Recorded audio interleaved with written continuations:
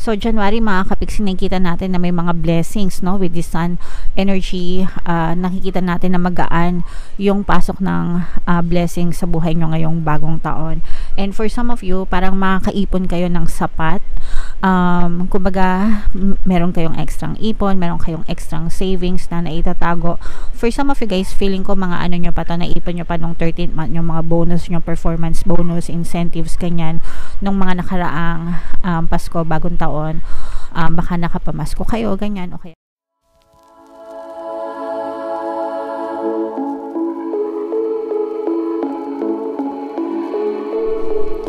Hello guys, hello Capricorn, welcome back to Pinoy Pixie Tarot. Ang pamagat ng episode natin for tonight is first half ng 2024. So ito yung first 6 months, mga kapiksi, January to June ng 2024. Titingnan natin yung strongest energies nyo every month, mga kapiksi. Meron din tayong para sa isang buong taon, mga kapiksi, full year, tapos yung pera kapalaran at saka yung mga blessings sa 2024. So lahat yan guys, naka-upload na dito sa ating YouTube channel. Hanapin nyo na lang yung playlist, mga kapiksi. So unahin natin to spread na to. Tingnan natin kung ano yung mga paparating sa inyo. Pwede nyong i-expect ngayong tawag dito, first 6 months ng 2024. Ito yung mga mensahe sa inyo ng inyong mga gabay, mga kapiksi. For some of you guys, no, medyo nagiging mapayapa yung enerhiya nyo, medyo nagiging, kumbaga, nababawasan ng konti yung mga stress and anxieties nyo. You are on top of your thoughts, mga kapiksi, kalmado, no? You are on top of your thoughts, ibig sabihin, on top of your thoughts ka, maliwanag ang iyong kaisipan. Ngayong first half ng 2024, pwedeng isinasabuhay mo yung mga plano mo, or pwedeng nandun ka sa rurok sa rurok ng pag-iisip mo para maisaayos yung iyong buhay, mga kapiksi. Although for some of you guys, medyo nakikita natin na maaari magkaroon ng delay, no, sa iyong mga manifestation, especially sa iyong paglalakbay. Let's say for example, meron kayong literal na lakbay, mga kapiksi, kung kayo ay may mga planong mag-travel ngayong 2024. So kapag ginawa nyo yan ng first half ng 2024, pwede magkaroon ng konting delay, konting issues, mga kapiksi. So kailangan nyong habaan yung inyong mga pasensya. Hindi naman not necessarily na hindi matutuloy, pero maaaring merong konting gusot na aasikasuhin kayo. Pwedeng ma-reschedule, pwedeng may mga requirements na kailangan, parang mga additional requirements na kailangan yung asikasuhin, ganyan, para matuloy yung iyong mga paglalakbay, yung inyong journey, mga kapiksi. And ganun din guys sa inyong mga manifestation, yung mga bagay na minamanifest nyo, kung ano man yung bagay na minamanifest nyo sa buhay nyo, maaaring magkaroon ng delay. Usually yung delay guys, nagkakaroon yan kapag marami kayong blocks or balakid, resistances, okay? Kasi kung wala kayong masyadong block, yung mga blocks guys, parang ano yan, humps, no?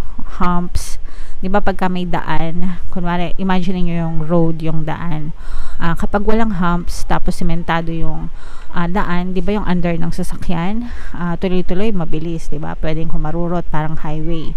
Pero kapag yung daan, maraming sira-sira, pwedeng bako-bako, pwedeng rough road, pwedeng may mga humps, ganyan, pwedeng sira yung daan sa kabila, etong one way lang gumagana. So asahan nyo na mas mabagal yung journey, yung manifestation. So ganun din sa manifestation guys. Kaya yun yung representation ng balakid. So imagine niyo na ganun yung daan na dinadaanan nyo, kaya nagkakaroon ng balakid sa mga manifestation nyo. Okay, so it doesn't mean na hindi kayo makakarating dun sa patutunguhan nyo o dun sa destination nyo or dun sa minamanifest nyo, but it may take a little longer than usual.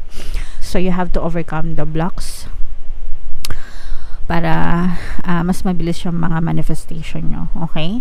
So, yeah. Comment down below, Capricorn, if feeling nyo naka-resonate kayo dyan.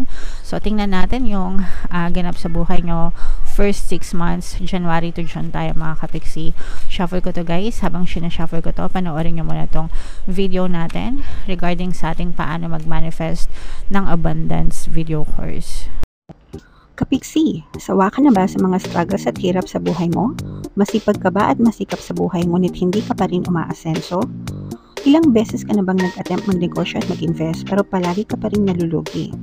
Sa pagkakataon na ito ay maaaring may subconscious beliefs ka na nagiging balakid sa iyong pag-unlad at pagyaman. Introducing, paano mag-manifest ng abundance video course.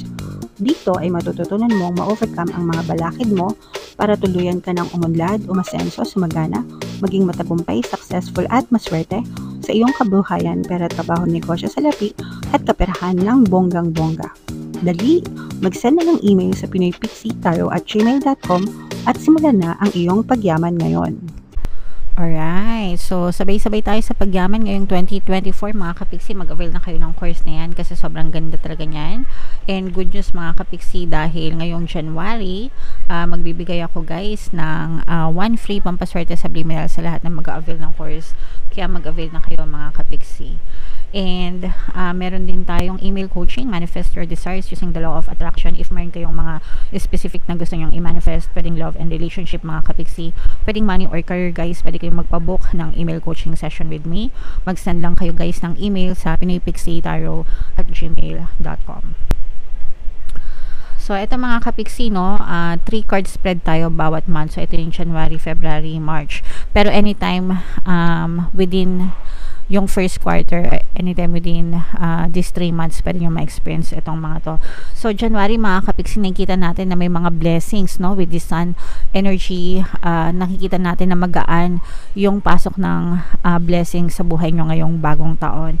And for some of you, parang makakaipon kayo ng sapat.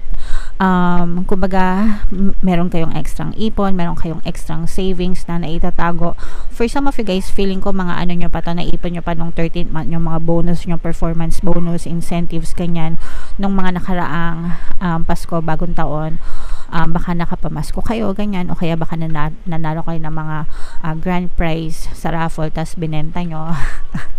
Tas naging pera, 'di ba? So parang nagkakaroon kayo ng extra savings. Pero itong mga extra savings na to, guys, kailangan yung ipunin, no?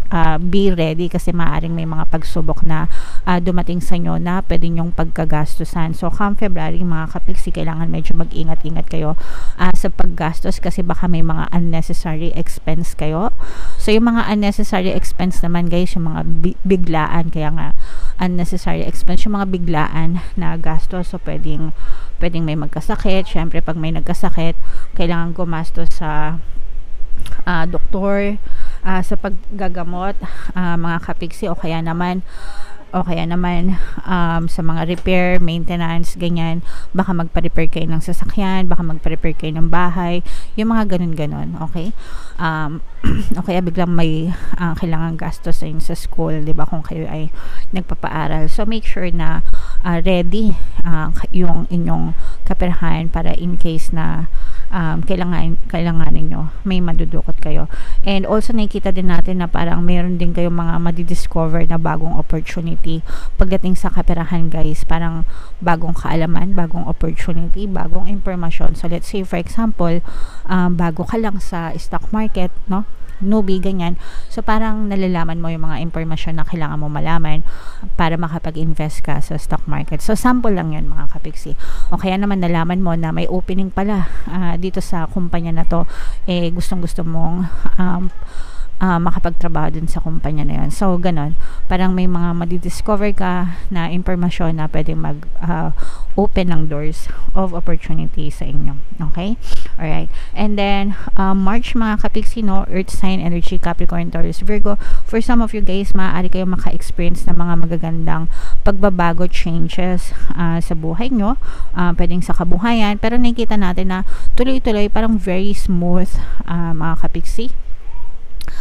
Very smooth, very suabe yung inyong journey ngayong first 3 months ng 2024. And yung mga sinasabi natin travel kanina, itong time na to, maaring ito yung time na matuloy yung mga travel nyo, kasi diba sabi natin maaring magkaroon ng delay sa mga travel nyo. So itong month na to yung pinaka the best na mag-travel kayo, mga kapiksi. Alright? Tingnan pa natin, guys. So ito naman yung next 3 months. So April, May, June naman ito mga kapiksi. So April guys, meron tayong presence dito ng water sign, Cancer, Pisces, Scorpio. For some of you, merong magdadala ng kaligayahan sa inyo with this water sign energy.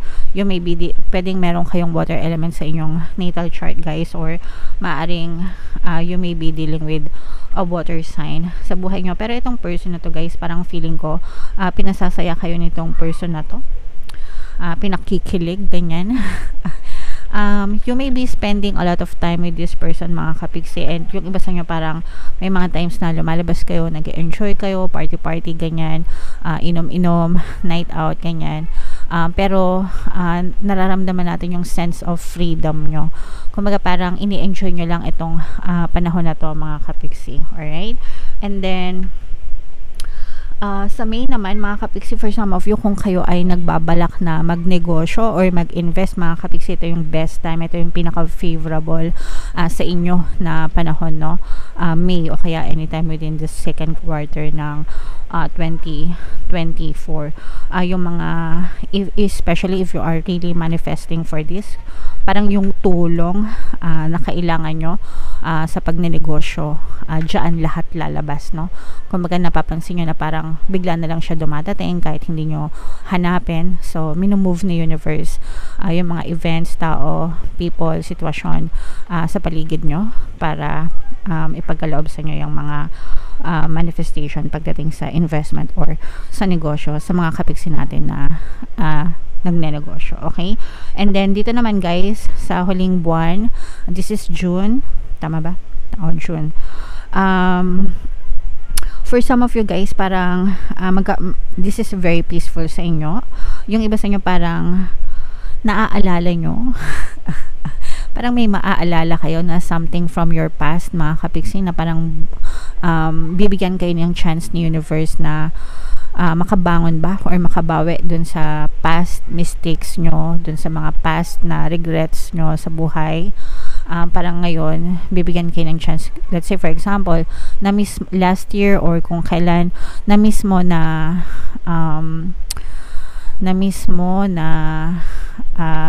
magnegosyo or na-miss mo na bumili ng damit. ang babaw ng example ko. Parang ngayon bibigyan ka ng chance ni universe na, o kaya parang kunwari meron kang gustong bilhin tapos out of stock siya, ganyan.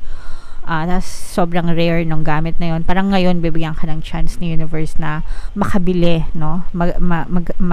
Kumbaga mapasa iyo kung ano man yung na-miss mo sa past. Okay? So parang bibigyan ka ng chance ni universe na makabawi and ma-achieve mo kung ano man yung na-miss mo sa past circumstances mo. Okay?